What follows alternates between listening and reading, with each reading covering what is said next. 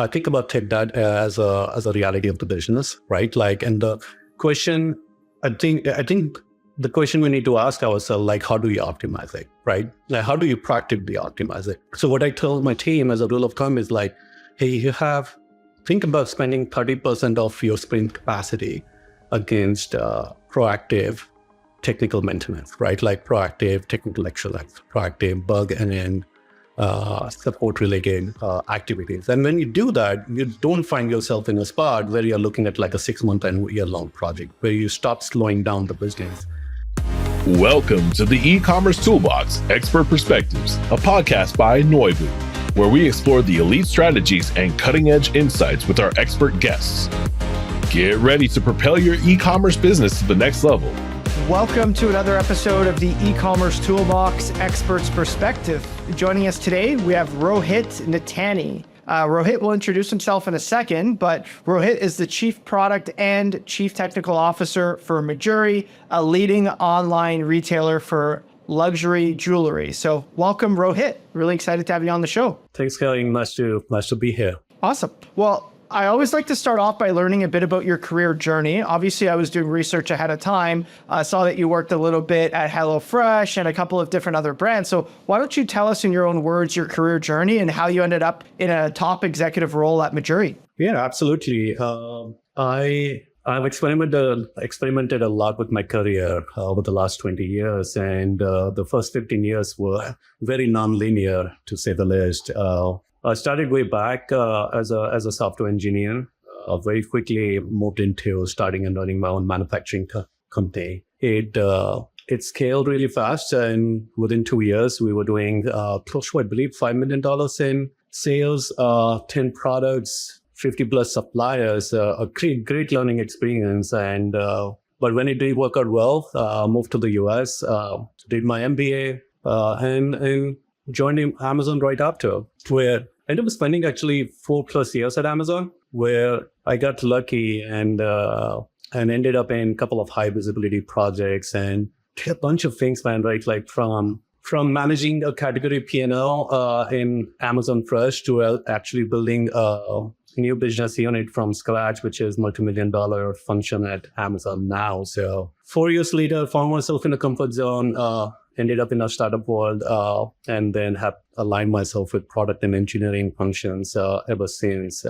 I joined Mejuri about 3 years ago now, and now I manage 3 different functions: marketing, product, and engineering. And what I think as an exec, where I can add a lot of value, is I'm able to distill all these different experiences from operations to finance, supply chain, engineering, and product to this role, right? Like where I just feel very comfortable walking in and out of any discussion, whether it's a fulfillment network or operations technology or finance, and be able to add value is extremely fulfilling. So it just goes beyond, right, like the 3 or 2 different areas that I directly manage. Is being able to contribute to different functions, is being able to connect the dots and see how it can actually add value to the business is great. No, it's great. And you you and I have chatted prior to this, and you talked to me a bit about how Mejuri's kind of been on this digital transformation, and maybe talk to us a bit about your kind of impact and how you've shaped over the last few years. Well, there's a big migration you guys did that we'll chat about a bit later, but yeah, maybe talk us through your kind of journey at Mejuri so far and kind of what you came into and some of the earliest things you identified and how you've been able to start working on those things. Sure. So I joined back in early 2022. And when I joined from the engineering and tech perspective, we were on this fully custom stack. We had just taken a decision to move to a new POS solution, but that was the extent of the non-custom element of our stack. Very quickly, a few months into the role, the biggest pain point for me was what I call the invisible one, which is the opportunity cost of not innovating fast enough. Now, you can find yourself in this situation with any stack, whether it's custom or a fully unified external solution, but that was the problem for us.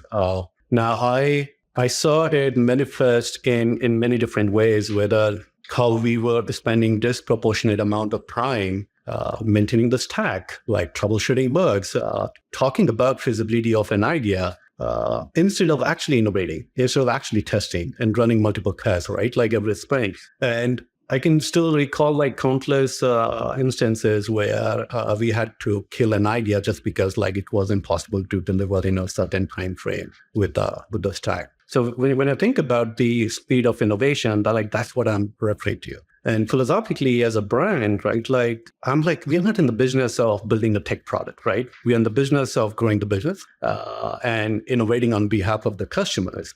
And those are the things we were not really able to do. So took a step back, we started looking at all the problems we wanted to solve. Now, when we started this journey, I wanted to avoid a big replatforming project.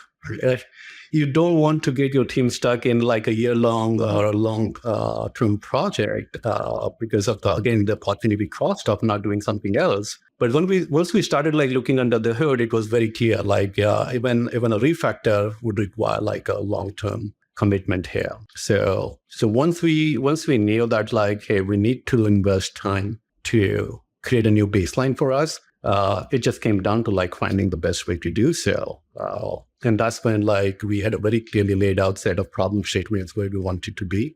We engaged multiple solution and vendors, and through a series of technical workshops, we found Shopify to be the best partner. Yeah, I think one thing that I'm pulling out of this, which it makes sense, and by the way, I love that you subtly mentioned early on in this podcast that you own revenue and technology. And I think that's really, really interesting and awesome, because I've seen too many times either there's a business person that doesn't fully understand technology, so they don't understand the value of flexibility and iterating and testing to drive up results, right? So that's one side of the extreme. The other side of the extreme is you have someone who's so in love with the technology that they forget potentially that they're working at a business that has to drive revenue, and it's not technology for technology's sake. So I think you're in such a really unique position. Owning both KPIs really makes it so that you have to find something that works, and not just works from a technology standpoint, but actually drives revenue and conversion for the business. So I love, candidly, that you're on the hook for both. But with that said,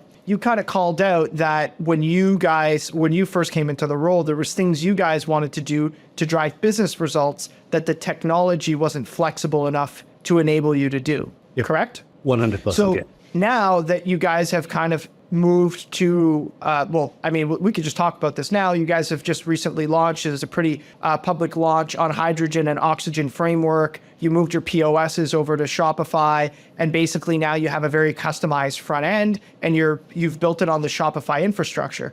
Could you you've talked a bit about why you made that decision, but maybe talk to us about the impacts of that decision, and being able to help, hopefully in the future, being able to iterate much quicker. So yeah, maybe talk to us about how you're looking at that moving forward. Yeah, I'll share a few examples because we recently migrated, so it's still very early to share the full impact of this migration. But I'll kind of share a few. So with the migration, let's look at payments, right? In the previous estate, we were maintaining all this custom integration. So anytime we wanted to do any changes or any innovation over here, right, we knew it's going to take a ton of time to unlock any new capability, unlock a new payment system. And you can imagine, right, those decisions are not easy, especially when you are working with limited resources. But with Shopify, we already were able to take advantage of the accelerated Shop Pay, which is out of the box. And we just signed a contract with another buy now, pay later solution. And I'm already seeing, think around 2% revenue flowing through that new payment provider. So it again shows the power of the out-of-the-box innovation and feature capabilities that you get out of this new platform. The other examples, like you mentioned, the revenue side, I'm constantly thinking about how to improve our marketing attribution, how to improve the marketing dollar efficiency, right? And one of the big area of opportunity for us is, how did you hear about a survey? So it being a static custom solution in the past, really restricted our ability to do quick iterations, to make it a very robust feature. But with Shopify, we actually just signed a contract with an external solution that will allow us to have a much more robust capability around a set of capabilities around how did you hear about our survey, which once I layer in with other attribution solutions should help me with my marketing dollar efficiency, right? These are just two examples that highlights the power of actually bringing in flexibility in your technical solution that allows us to move faster as a business. So, actually, I'll give one more example, which is a lot more powerful: international expansion, right? Like with Shopify, we are partnered with globally as well to unlock localization in multiple geos now, which is already showing up as like a material double-digit growth in the international rest of world business for us. No, I love hearing that. And my next question is going to be around prioritizing features. And I know you're obviously early on in the replatforming journey, so some of this might not be fully kind of concreted out yet, but how do you look at which new technologies and product features to kind of develop upon? And how are you making those trade-offs between adding new features and making sure that you don't end up in a scenario where you have a lot of tech debt and stability becomes an issue again? Because it's always a balance, right? Like customization drives performance, but if you customize too much and it's done in an unstructured way, or if you don't have the infrastructure to kind of stabilize quickly, you could destabilize the platform. So yeah, how are you looking at balancing that out of curiosity? Yeah, I think you made a good point that like, hey, once you have built a new baseline, how do you make sure you don't find yourself back in the same spot where you were with like a lot of technical debt slowing you down? I think the way I think about this, and technical debt can be a bad term with really a lot of negative emotions around it, but I look at tech debt in a positive way. I think about tech debt as a reality of the business, right? Like, and the question, I think the question we need to ask ourselves, like, how do you optimize it, right? Like, how do you proactively optimize it? So what I tell my team as a rule of thumb is like, hey, think about spending 30% of your sprint capacity against proactive technical maintenance, right? Like proactive technical excellence, proactive bug and support related activities. And when you do that, you don't find yourself in a spot where you're looking at like a 6-month and year-long project where you stop slowing down the business. One way or the other, you are going to spend that much amount of time technical solution on the platform or the maintenance and support, right? Like, so if you start making it a part of your sprint planning process, you stay ahead of the game. Now, 30% is the rule of thumb. It can be 10% for a given quarter. It can be 50% for a given quarter, right? Like depending on where you are. So if I were to start like Q1, I'll probably end up like spending more time getting the platform ready, but for the Q3 and Q4 period. But in Q4, I just want to churn out like features after features to be holiday and BFCM ready. So that's how I would think about, right? Like a proactively managing our capacity versus simply skewing the weight towards one side. No, that's a really good piece of insight. Pivoting a little bit on something that's usually a bit more custom, like a mobile app. Could you maybe talk to us a bit about the launch of the mobile app for Mejuri? What were some of the technology decisions that went into that? And for maybe those that are on the fence about investing in a mobile app, is it worth it? What are kind of some of the benefits that you've seen? Curious what your thoughts are there. Yeah. I would say that we approached mobile app as just another business decision and investment. We looked at the opportunity. We business case state. We are big on writing culture. So we write memos for everything. So when it came to mobile app, we had strong conviction around like what value it can drive for us, but we had to put our thoughts down on paper.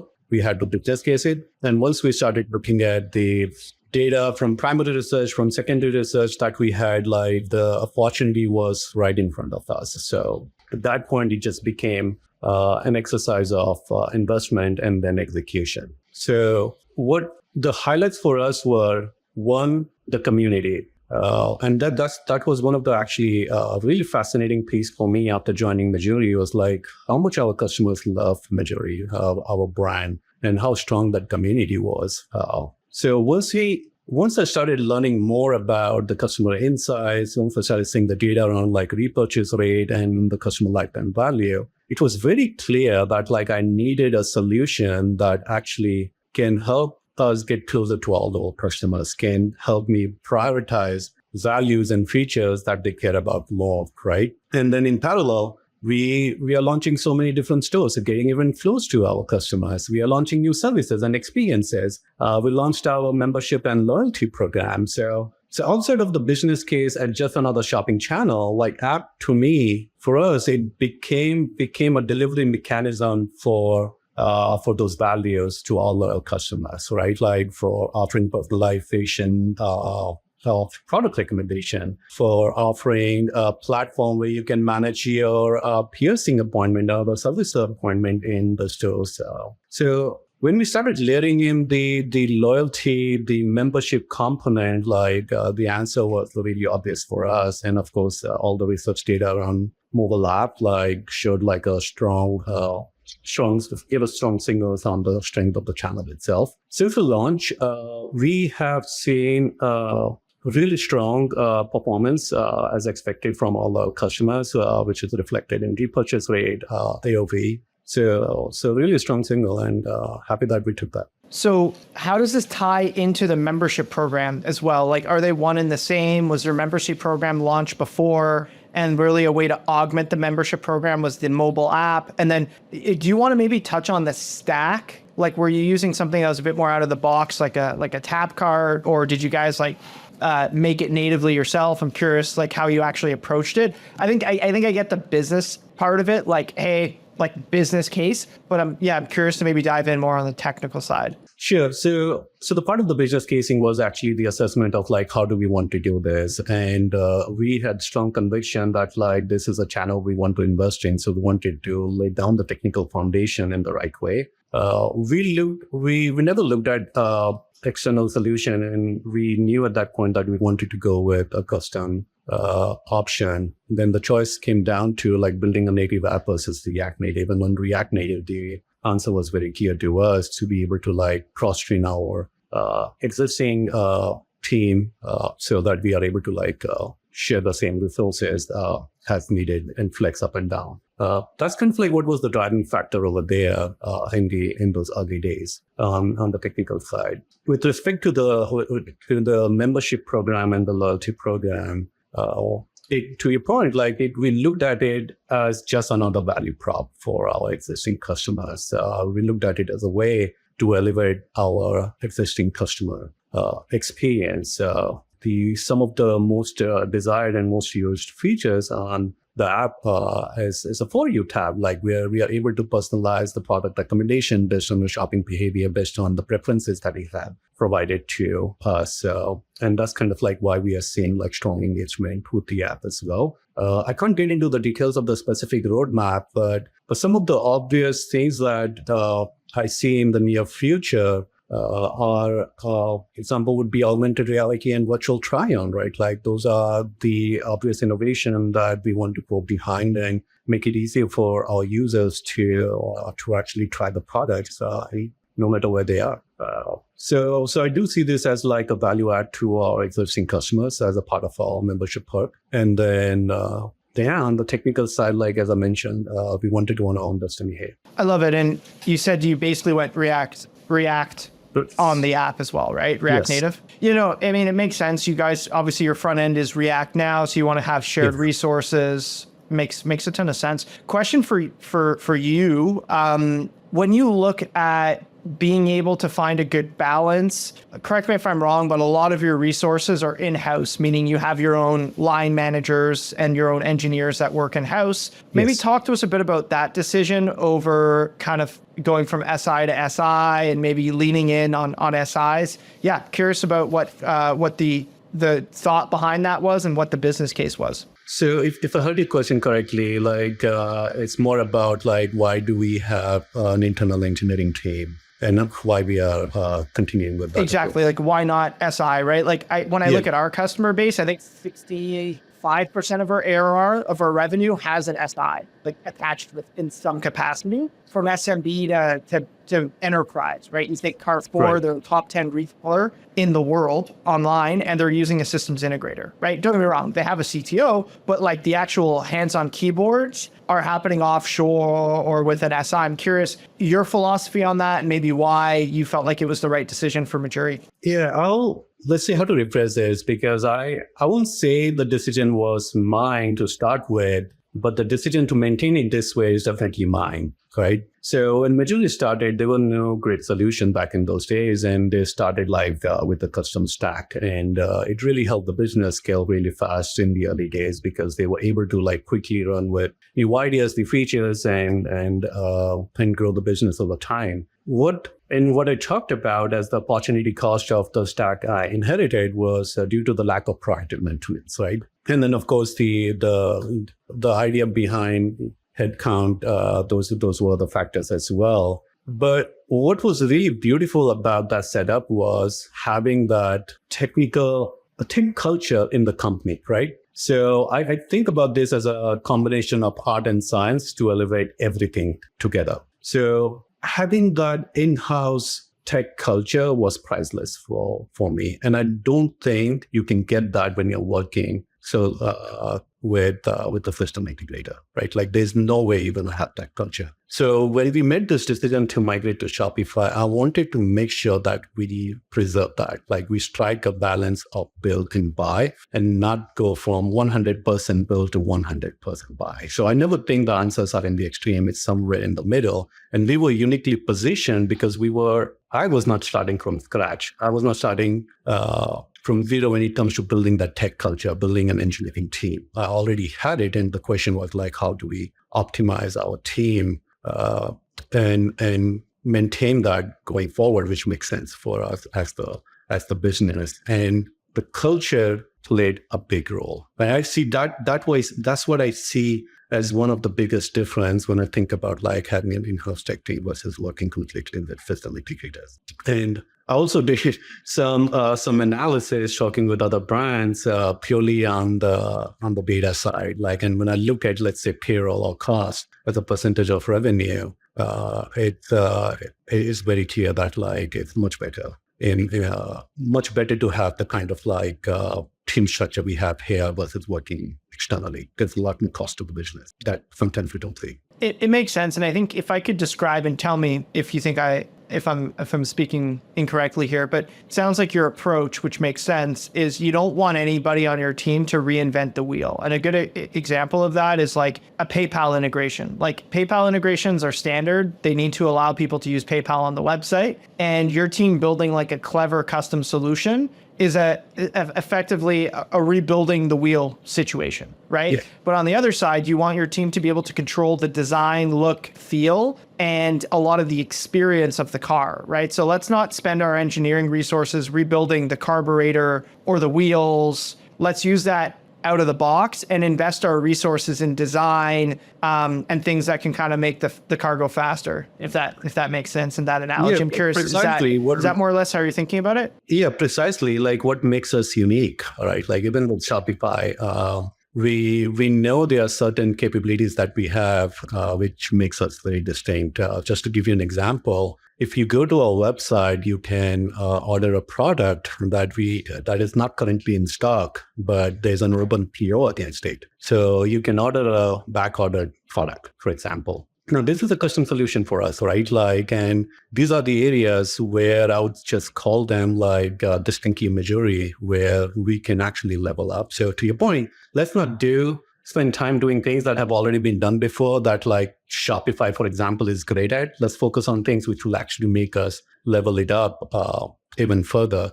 And it's easier to do so when you have like that culture, when you have that team that knows how to get stuff done. And the product work culture, which I'm pretty sure you'll appreciate as well, Kailin, here, is the whole concept around agile versus waterfall, right? Like no matter how much you try, if you're working with an external agency, you have to work in a waterfall format. You have to have a clearly laid out SOW. it just makes things slower. It just makes things a lot more expensive, which goes back to what I originally said. Like, hey, there's a huge opportunity cost of not moving fast enough. So when you take all that into consideration, right, like you are better off with an internal team structure than working 100% with an external company. I love it, Rohit. This has been amazing. I really appreciate you spending the time chatting with us, spreading kind of your view of the world on this. And I think this is amazing. I know a lot of businesses are kind of stuck in the middle, and I love your approach of not being in the extremes. I've seen both. I've seen businesses that over rely and romanticize technology. And it's kind of like, it's the analogy of you build a Ferrari to drive across the street instead of just walking there. And then the other side of it is when you don't have a technology strategy, then you're effectively going to be like your competition. It all looks the same. It feels the same. You're using the same infrastructure. So what are you really competing on online? And how can you get that extra 0.2, 0.3% conversion on the website? So I think that's what everyone's chasing. So wanted to thank you so much for your time, Rohit. This was a really, really, really awesome podcast. Absolutely. It was great chatting with you, Kailin, as well.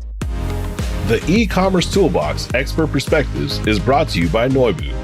To find out more about Noibu and how we can help you debug your e-commerce site and rocket your revenue, visit www.noibu.com. That's Noibu.com. And then make sure to search for the E-commerce Toolbox Expert Perspectives on Apple Podcasts, Spotify, Google Podcasts, or anywhere else podcasts are found, and click subscribe so you don't miss out on any future episodes. On behalf of the team here at Noibu, thanks for listening.